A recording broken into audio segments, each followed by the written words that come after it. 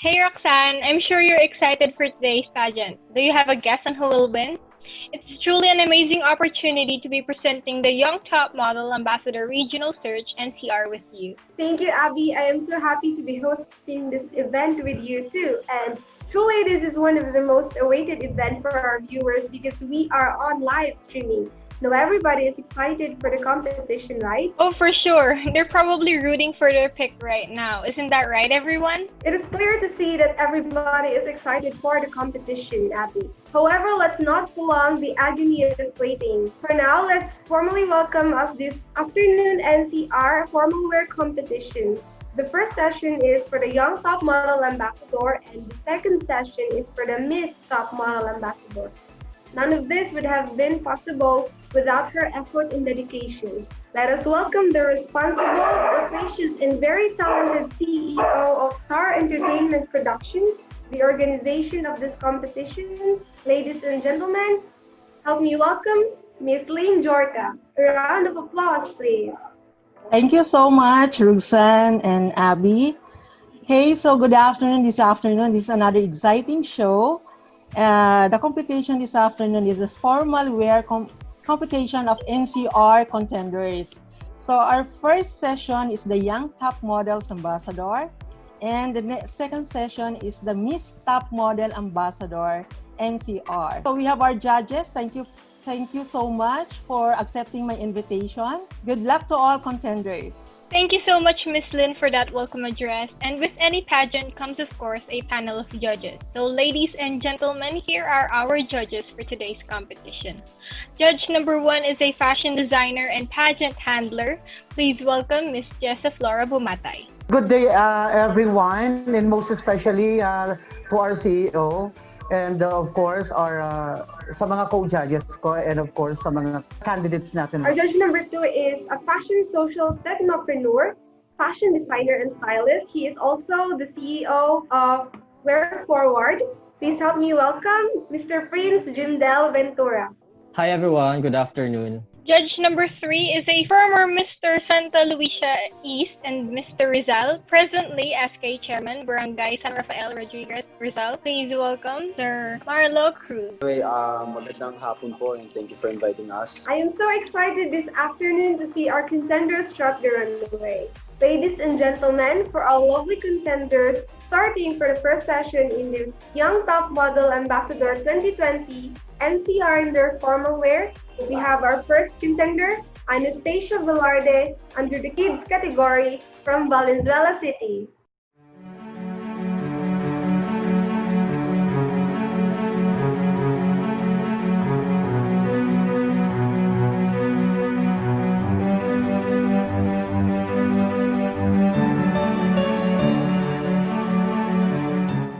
Hi, good afternoon. My name is Anastasia Velarde. I'm 8 years old from Valenzuela City. My advocacy is the better body not Mr. Booty.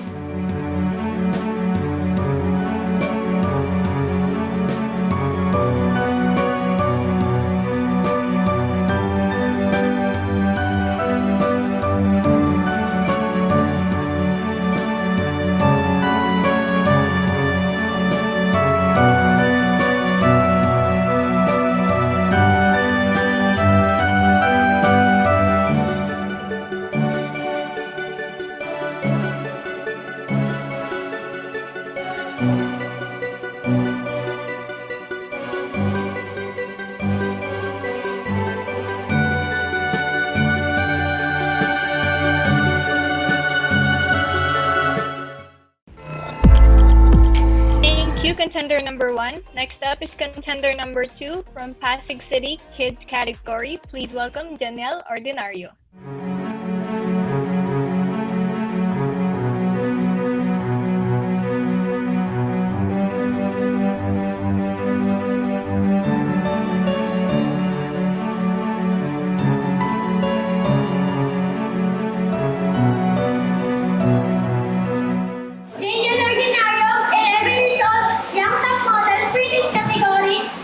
From Pasig City, NCR. My advocacy is enhancing youth self-esteem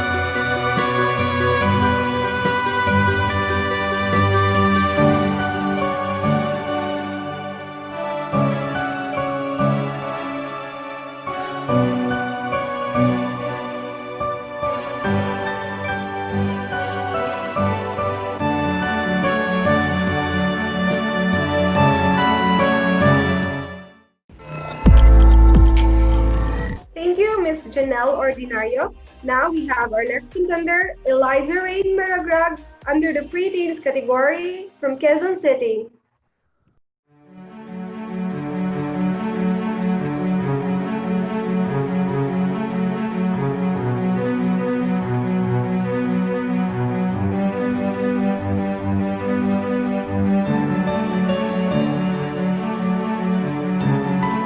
Hi, good afternoon everyone. My name is Eliza Ray Maragrag and I am 12 years old, representing NCR. My advocacy is courage in the face of adversity for a more human society.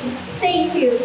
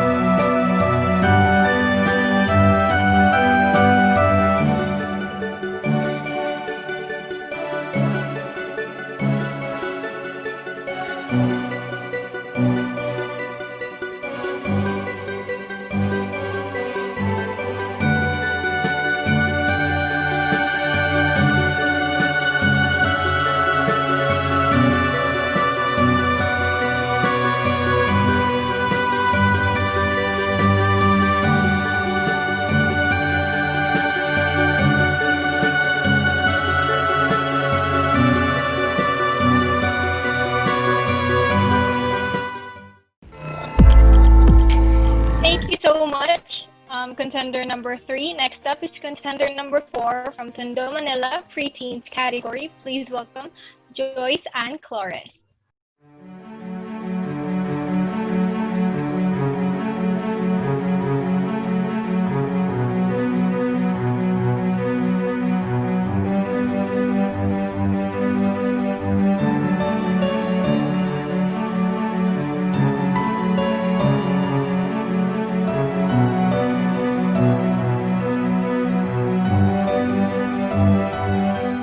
Hi, my name is Jason Flores, 13 years old, previous category, presenting NCR.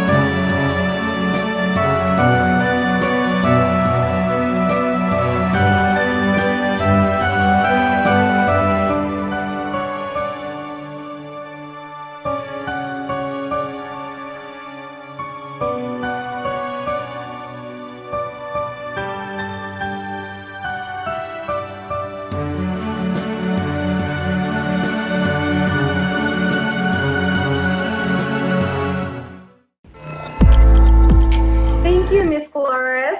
Next, we have Trisha Barbago under the preteens category from Santa Cruz, Manila.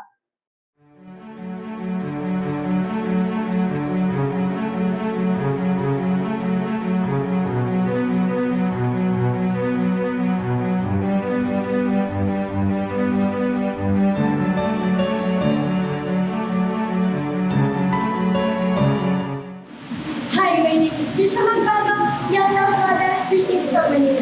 My advocacy is, if I will win, I will help the children with cancer by supporting them and giving all that I can.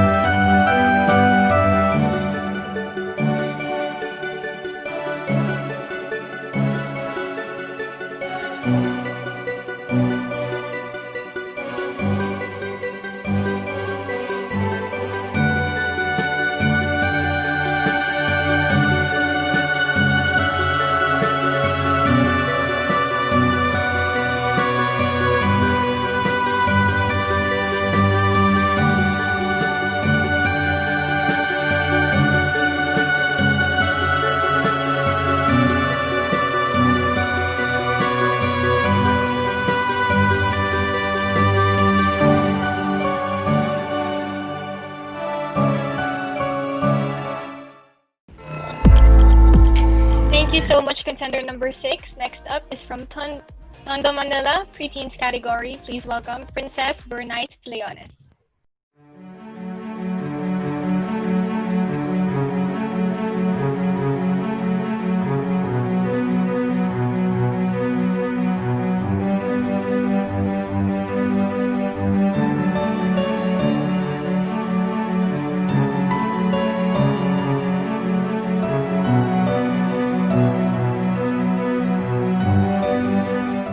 Hi, I'm Princess Bernice L. Leones, 12 years old, representative of Metro Manila, NCR. My advocacy is, let's nurture the nature so that we can have a better future. Thank you.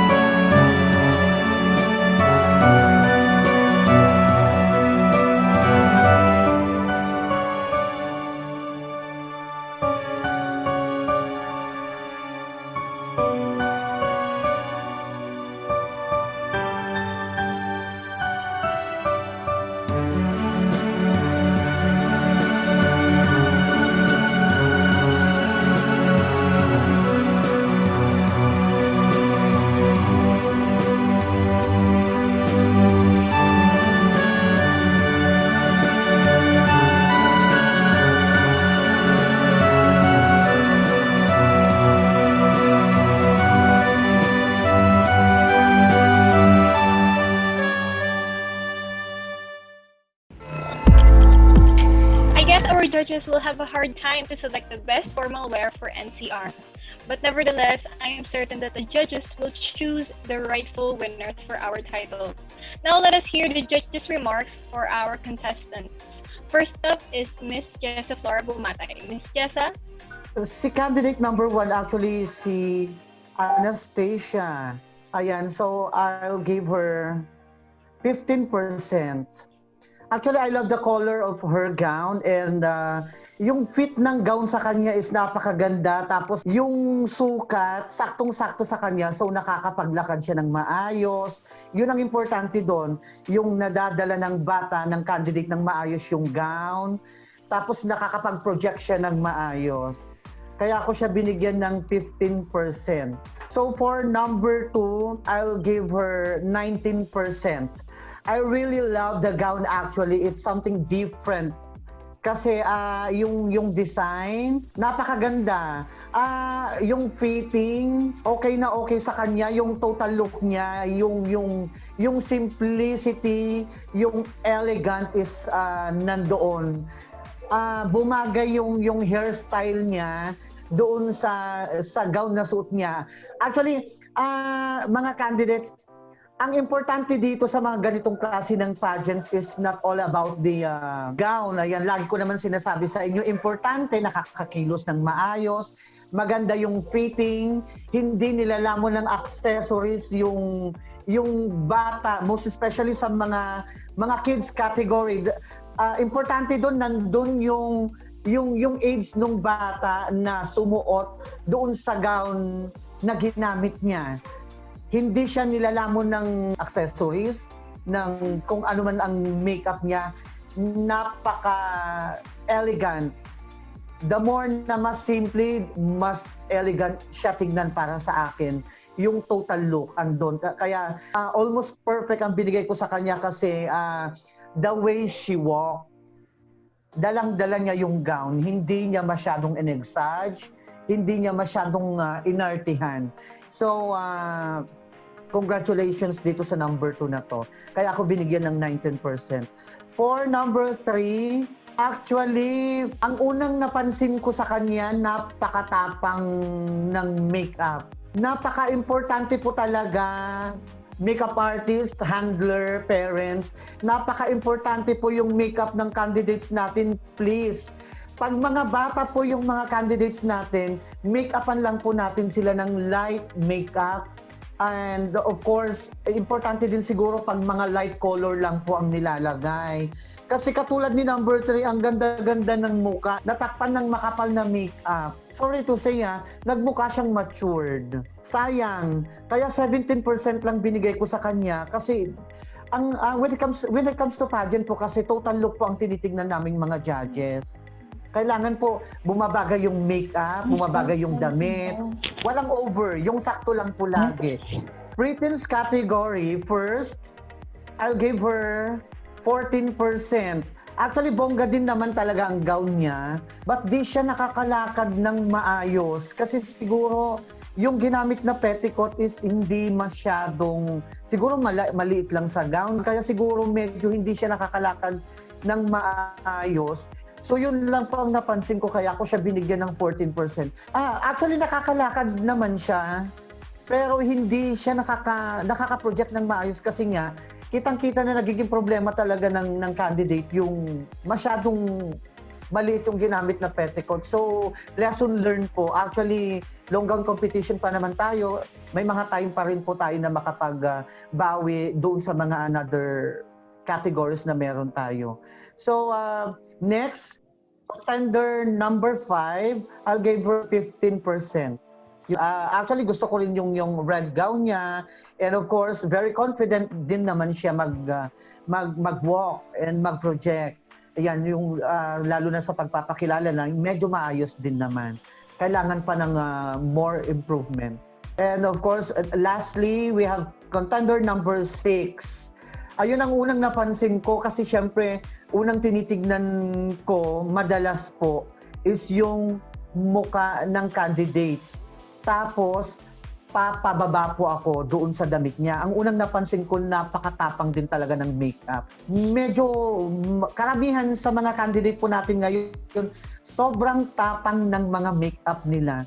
Ang labanan po natin is kids category and preteens. Dapat po hindi po nasasapawan ng makeup yung ganda at saka yung edad po ng mga candidates natin. At saka napansin ko po talaga too much accessories. Hindi po labanan ito ng accessories, mga handler, mga parents. Kailangan po nating maging maayos lang tignan. Hindi po tayo sapawan dito ng accessories, pahabaan ng accessories, palakihan ng accessories, pagandahan ng crown. Hindi po yung crown ang tinitignan po dito. Yung candidate at saka po yung damit ng candidate natin, and most especially yung mukha po ng candidate natin. Dito po kay contender number 6, actually ang ganda-ganda ng mukha niya. Sobra. Kaya lang matapang po talaga yung makeup. At saka yun nga po, too much accessories. And of course, I really love the ball gown, the black ball gown. Kasi napaka-elegant din po niya. Kaya binigyan ko siya ng 16%.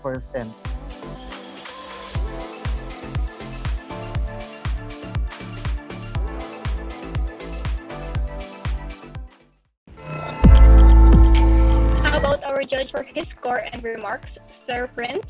Hello, good afternoon, everyone. So for the first contender, Anastasia, I give you 16 out of 20 because your gown suits you very well, the color, the fit, and I love how the gown sways when you walk. But then it's only 16 because I am looking for the confidence, more confidence in how you project and how you introduce yourself. And for number 2, for Janielle or Janielle, you earned 17%, 17 points, because I think that you have to talk and walk like you mean it. Because I didn't feel such like sincerity in how you introduce yourself and how you walk, but definitely the gown suits you very well, and your gown was different from the rest of the group. And third, for Eliza, you earned 19 points. The makeup was too strong.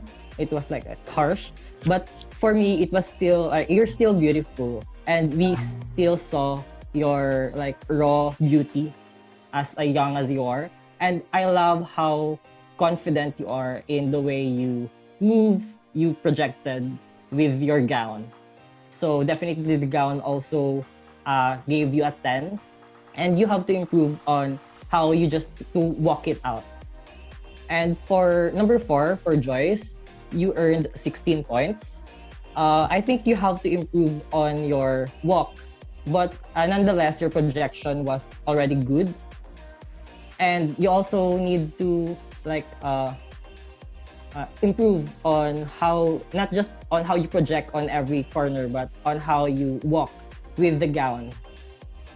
And for number 5, for Trisha, you earned 18 points. And I think I would have to agree with Marlo. You have too much like hand gestures. It takes the eyes away from your gown, from the entirety of your performance. And just an advice, you have to lessen unnecessary hand gestures. And nonetheless, you have to really focus on accentuating the dress that you have. And you have to really move accordingly. And lastly, for number 6, for Princess. Yeah, I would have to agree again that the makeup was a bit strong, but I give you 17% because I think your walk, your performance was very graceful. You almost slipped at the left corner, but then you carried on and in your walk and you finished a bit strong. So that's it.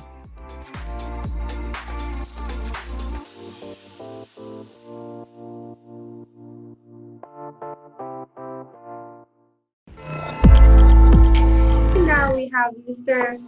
Marlo Cruz Lentijas. First, yung kay number 1, kay Anastasia Velarde. So, I love the gown. Yung gown niya, very unique. Very simple yung design, pero maganda sa kanya. Hindi siya ball gown na nilamon. Although, alam naman natin medyo maliit yung bata, hindi siya nalamon ng gown. She walks really, really well. Napakagaling na bata, and yung facial expression is on point. So, I gave Anastasia Velarde 16 points po. Then, number 2, kay Janielle Ordinario. Actually, sa lahat ng gown, ito yung pinaka-simple, pero ito yung pinaka-maganda. Kasi, mostly ng ating mga candidates naka-ball gown or malaki talaga yung petticoat. Pero kay number 2, Janielle Ordinario, sobrang simple lang. Silver, napakaganda ng details, napakagaling din maglakad na bata. So, I gave Janielle 19. Next, number 3, kay Eliza Maragrag. Naka-orange na ball gown siya, no? Actually, maganda yung bata kasi nga lang, katulad ng napansin ni Mama J, very heavy yung makeup nila. Sayang kasi maganda yung smile ng bata. Kasi minsan kahit maganda yung facial features, pag mali yung makeup, nadidegrade yung facial features ng mga bata. So as much as possible, since mga bata pa sila, very charming pa yung mga mukha nyo. Huwag natin masyadong immature. So next time. So may next time pa naman po. So I gave Eliza Maragrag 16 points. Going to number 4, kay Joyce Flores. Ito po yung naka-pink ball gown, no? Medyo ano siya, unlike number 1,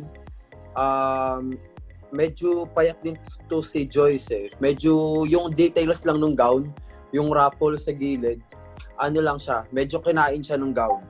Maganda rin sana yung pagkakadala niya sa gown, kaso nga lang, medyo na-overwhelm siya ng gown. Kaya I gave Joyce Flores 14 points. And number 5, kay Trisha Magbago. Si Trisha Magbago is the one who's wearing red gown. Napansin ko din medyo maraming accessories, and napansin ko din kay Trisha Magbago na may mga unnecessary movements lang. So, mas maganda sana na simple lang kasi maganda na yung gown niya eh. So, sana sinimplihan lang din sa accessories kasi minsan pag medyo ma-detailed na yung gown, less na yung accessories kasi masyado nagiging ano na yung tignan, na medyo na-overwhelm yung bata. So, simplihan lang po natin para sa mga bata. Number 5, yun. Binibigyan ko siya ng 16 points. Lastly, number 6 kay Princess Leones, naka-black, may hawak na scepter. Yun din napansin ko, heavy yung makeup niya, very dark yung sa eyes niya, tas na light sa lips niya. So parang hindi nag-contrast yung sa face niya, nag-half na light, parang half na heavy. So yun ang napansin ko. Pero maganda sila. All in all, magagaling yung mga bata. Lahat sila, konting-konti lang kailangan i-polish when it comes to the walk, at saka yung facial expressions. Ayun nga lang, mga unnecessary movements, tanggalin na po natin yun. Yun lang. So magagaling yung mga bata. So I gave Princess Leones 15 points po.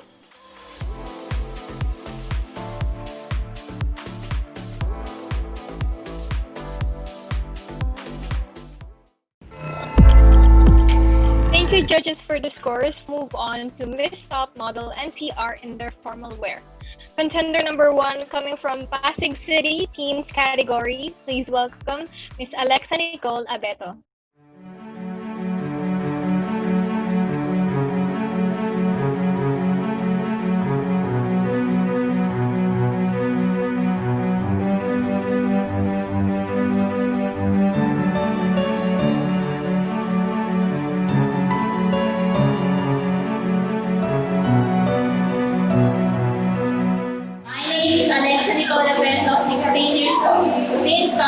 Representing Pasig City from NCR.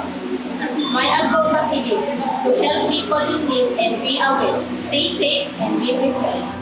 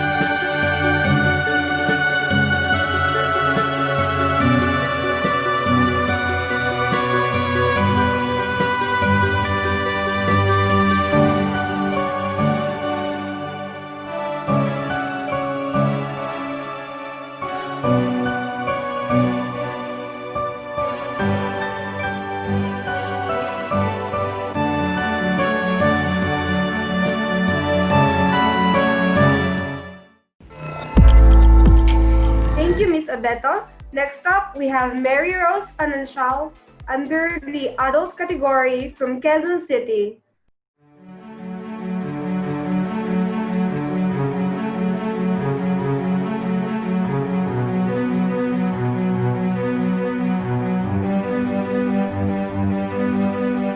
Good afternoon, everyone. My name is Mary Rose Ananshal, 19 years old, adult category, proudly representing Navotas City, Quezon City from NCR. And my advocacy is help the community in justice stuff and also observe social distancing. And that's all. I thank you.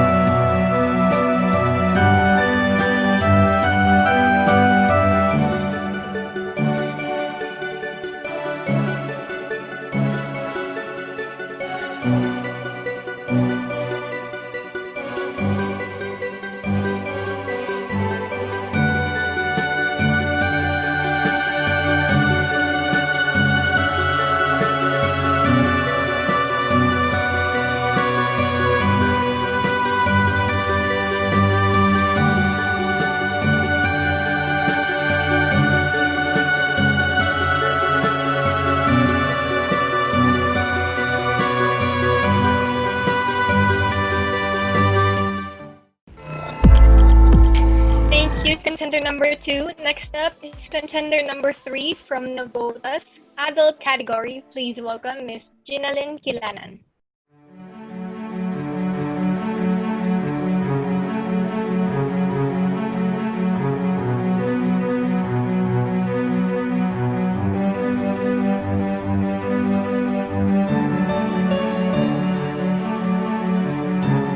Good afternoon, everyone. I'm Ginalyn Quilana, 20 years of age, adult category representing Navotas City from NCR. My advocacy is to let the dialysis free from poverty.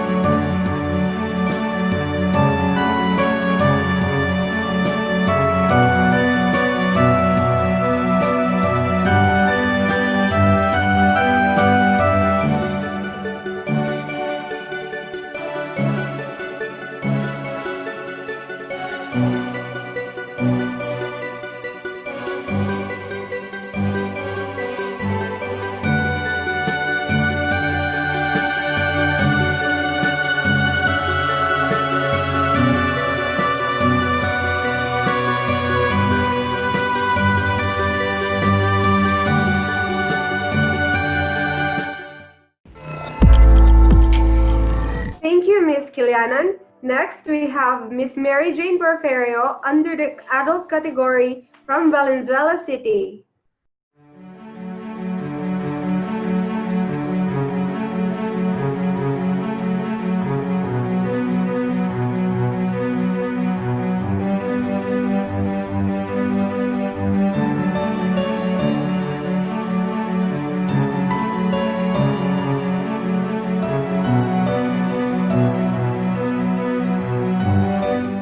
Mary Jane Porferio, 21 years old, adult category representing Venezuela City from NCR. My advocacy is, out of suffering have emerged the stronger soul, the most massive characters are secret scars.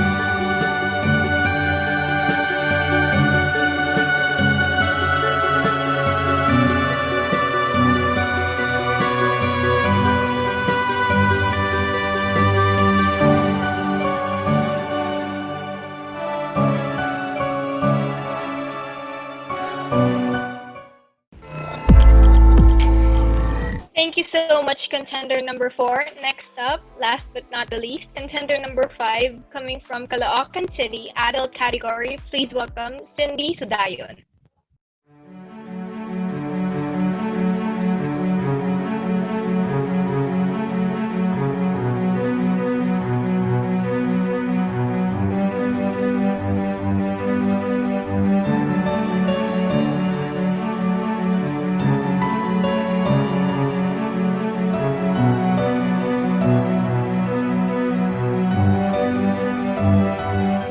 I'm Cindy Sudayon, 24 years old from Caloocan City.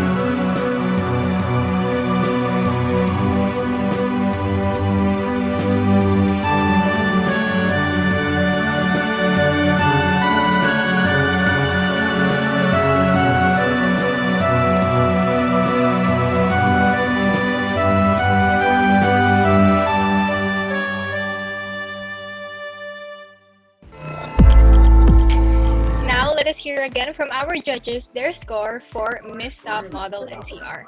First up is Miss Jetsa Gumata. Okay, for contender number 1, si Alexa, I'll give her 14%. Kasi ang napansin ko, hindi siya komportable doon sa damit niya at saka masyado yatang mahaba. Hindi siya nakapag-project ng maayos, makapag-smile. Ayun, so lagi kong sinasabi na sa mga contender natin na pag once na mag-provide kayo ng mga damit, dapat yung komportable po kayo, most especially yung sakto lang dapat yung haba, para at least nakakagalaw kayo ng maayos kasi contest po ito, hindi po ito laro-laro lang. Sayang po yung mga effort na ginagawa po natin.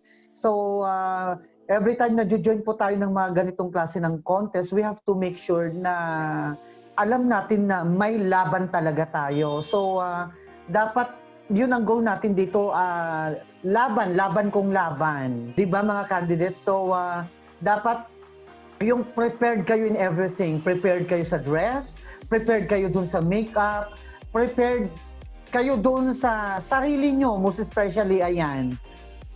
Kaya dapat lahat, dapat total package. Ayan. So, again, sa number 1, I'll give her 14%. Contender number 2 is si Mary Rose. Binigyan ko siya ng 15%. Hindi ko alam kung ano yung meron sa guantes ni Mary Rose. Sa kabilang kamay niya na kulay black. Hindi ko alam kung design yon or whatever. Basta for me, awkward na ako. Kasi hindi ko alam kung anong gusto nilang patunayan dun sa black na guantes. I'm sorry po Isa po kasi ako sa mga judge. So, kailangan i-correct po namin kung ano po yung dapat at hindi nararapat. Sabihin na natin po ng mga negative comment, let's take po ito into positive para at least next time po dapat po tayong matuto kung ano yung mas okay na damit para at least mas kaaya-aya. Actually, maganda rin naman yung fitting ng gown. Yung walk niya is okay. At saka gusto ko yung very sweet ang itsura niya. I love her looks for today.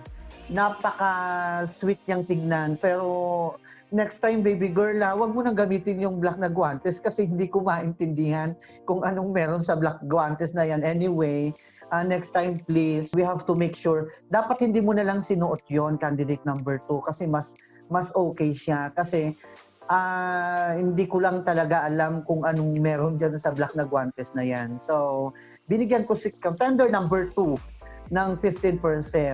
Next is si Ginalyn, contender number 3. I'll give her 17% doon sa blue na gown. Kaya lang medyo nangangapa siya doon sa kanyang the way she walk.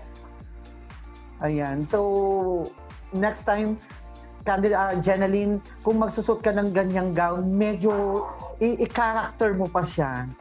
Ayan. I-project mo pa siya ng maayos. Kasi medyo nakulangan ako kaya 17% lang. Actually, si contender number 3, siya yung kakaiba din naman sa mga sinuot na gown dito sa ating 5 contenders for today. Ang medyo naayawan ko lang, dapat lahat na lang ng hair mo, tinalikod mo na lang siya. So another lesson learned, candidate number 3. And of course, sa lahat ng mga candidate natin, pakinggan nyo lahat ng, hindi lang yung kino-comment doon sa kay candidate number 1, candidate number 2, or sinong candidate. Pakinggan nyo lahat ng comment para at least next time na sasali kayo sa mga ganitong klase ng pageant, alam nyo na kung ano yung mga dapat yung gawin. So next, we have candidate number 4, Mary Jane, 15%.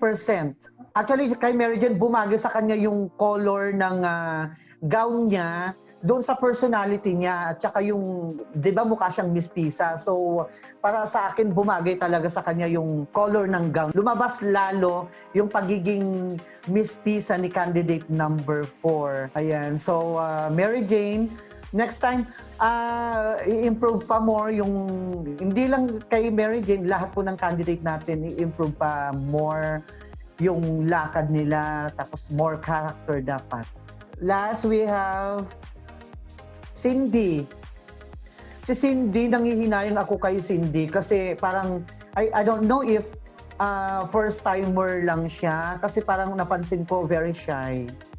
Oo, parang kulang siya sa confident. Actually, nakikita ko si Cindy may ilalabas pa siya eh. Cindy, alam mo, yung beauty mo is very yung mga Filipina type siya. Kulang lang siya sa project. Medyo tanggalin yung pagiging mahiyain Cindy kasi sa ganitong klase ng pageant, number 1 na puhunan natin diyan is kailangan confident tayo na humarap, maglakad, ayan. Kasi syempre, alam mo na pag mga ganitong klase ng top model ambassador search, medyo kailangan model na model ang dating natin.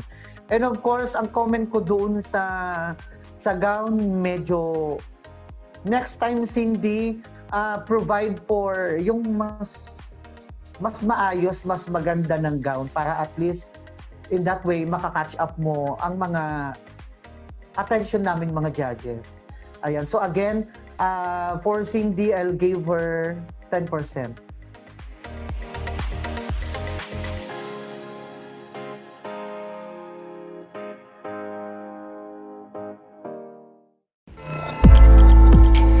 Next up for his score and remarks, Sir Prince. So hello again. So for contestant number 1, Alexa, so I give you 15%.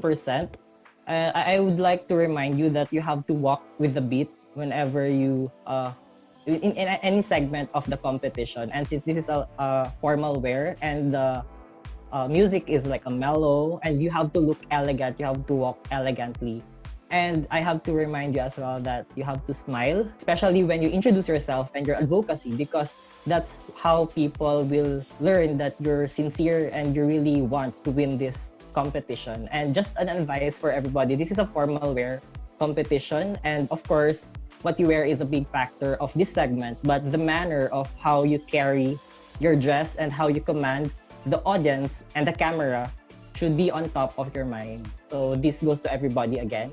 And I noticed that for the 5 contestants, for 5 models, I noticed that you were all nervous. So again, for Alexa, please practice how you walk and how you talk.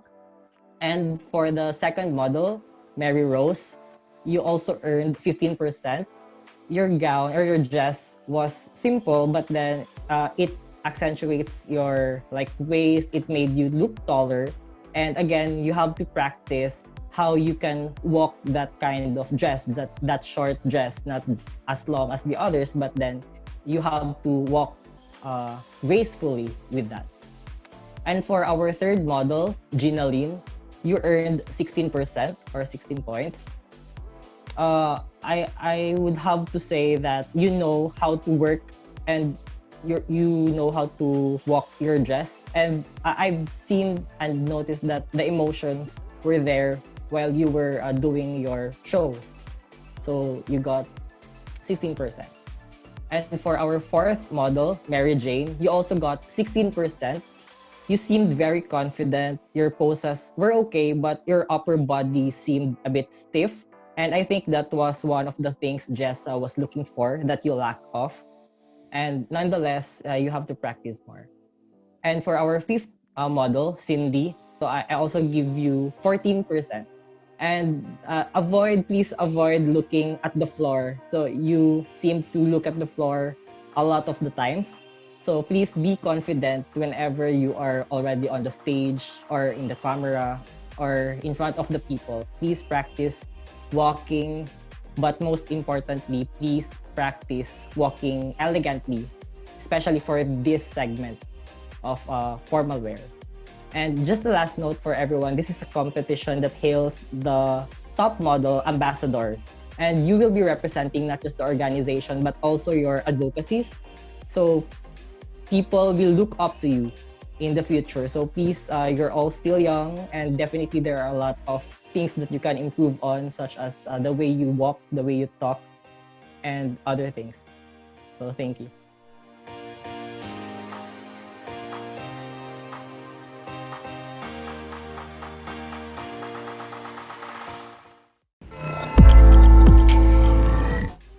you. Now we have Mr. Marlo Lentijas. May we know your score? First natin is si Alexa Nicole, which is naka-blue gown. Maganda sana yung color ng gown. Favorite color ko din kasi blue. Kaso needs lang ng improvement sa yung confidence sa walk at yung how they introduce themselves. Medyo nahirapan siya sa gown, medyo napansin ko, medyo mahaba siguro yung nasa harap. Hindi ko alam kung sinisipa niya. O medyo nahirapan siya. Yung makeup din, medyo hindi bumagay sa gown. Medyo dark yung gown, pero yung makeup medyo na light. So, hindi siya nag-contrast. I gave Alexa Nicole 15 points. Number 2, Mary Panonsal. No offense, medyo naano lang ako sa gown. Parang hindi siya pang pageant for me. Parang more on pang siya, JS prom. Pero I like the confidence ni number 2 ni Mary. Yung walk niya, very fierce. How she projects, very fierce. Yun nga lang, may pinagbabagayan kasi yung minsan nung suot. Yung suot niya very very pang kids pa siguro. Pero siya kasi medyo strong yung facial features niya. So, hindi lang medyo talaga bumagay. I gave number 2 14 points. Number 3, Ginalyn Quilana. I love the gown. It's very simple. Talagang blue color na may silver parang glitters. Yung buhok lang medyo hindi bumagay kasi medyo natakpan ng kabilang side. Sana in-up na lang yung buhok niya. Sayang lang kasi meron siyang chance na mag-play sa gown kasi meron siyang cape. Sana ginap niya yung opportunity na yun para makapaglaro gamit yung gown. So I just gave Ginalyn 16 points. It would have been higher kung nabigyan niya ng justice pa yung gown. Pero all in all, very good performance na. Number 4, kay Mary Porferio. The one who's wearing red ball gown. Needs improvement with the walk. Hindi ko din nagustuhan yung accessories. Parang hindi rin siya bumagay dun sa gown ni Mary. So, I gave Mary 15 points. And last but not the least, number 5, Cindy Sudayan, I gave her 13 points. Hindi napansin ko, parang medyo naiya pa si Cindy, no? Too much looking down pa siya. Hindi siya masyadong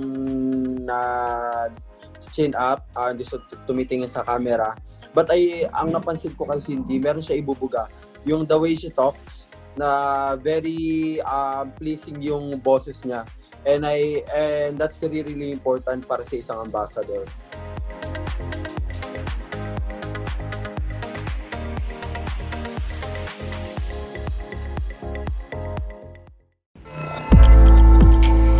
Now that we've heard our judging scores for the models, let us not wait any longer and announce the winners for today's competition. Ms. Lynn, will you do the honors of announcing both of the scores and the winners for our competition?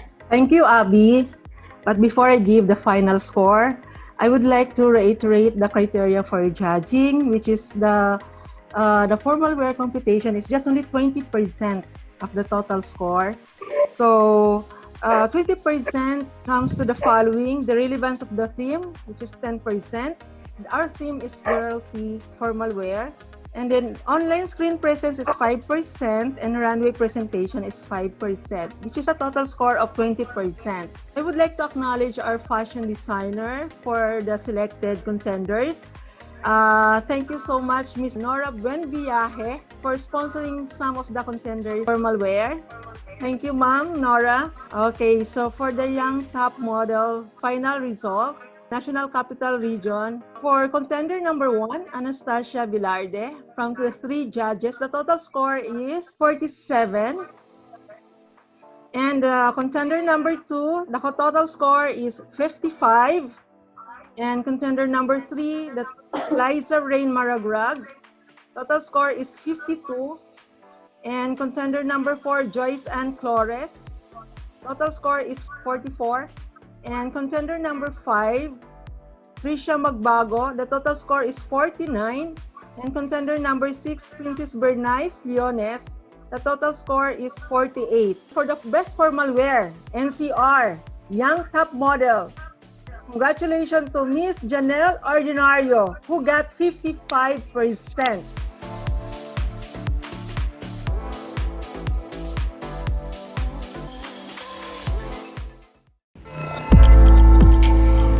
Okay, now let's move to the Miss Top Model Ambassador. For the contender number 1, Alexa Nicole Abeto, who got the score of 44, the total score of 44.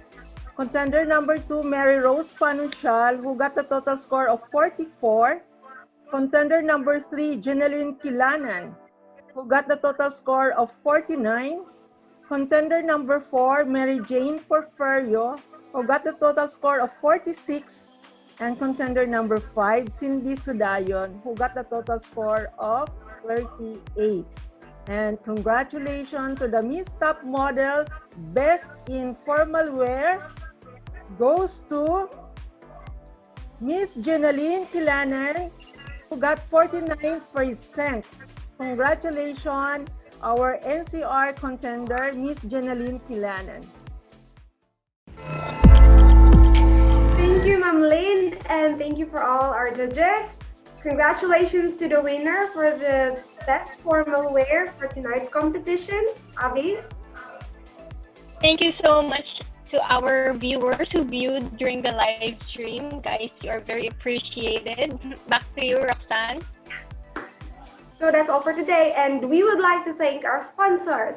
The Top Model 2020 search would like to acknowledge our partners and sponsors. Pageant Vote, All Raj Trading, Lamora's Beauty, Hazel Torres Makeup Artistry, Lito Kelly and Fab Manila, and Star Entertainment Production. Fashion designer Nora Bilandiahid. Super Mom's Pizza. Above Aesthetics.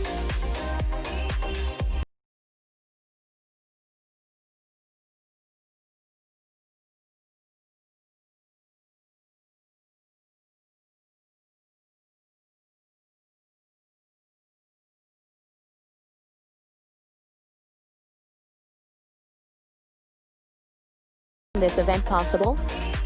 Pageant Vote, Above Aesthetics, Super Mom Pizza, Glamorous Beauty, All Roads Trading, Top Model Secretariat, Star Entertainment Production, Hazel Torres Makeup Artistry, Lito Calyon Fab Manila, Miss Jessa Flora Bumatay, Miss Ricky De La Peña, Sir Chris Egne, Sir Prince Jimdel Ventura, Sir Marlo Cruz Lentejas, and Sir Edward Caceres. And of course, Miss Nora Buenviaje, our fashion designer. Thank you so much, judges, and thank you to all contenders. Hope to see you next week for another exciting competition between beauty, grace, and fierceness. This has been your host, Abby Rosales. I am Roxanne, and this is your co-host, and this is Top Model Ambassador 2020 for the NCR regional competition. Do not forget to subscribe on our YouTube channel, which is the Spot TV Online PH, and hit the bell button for the upcoming episodes.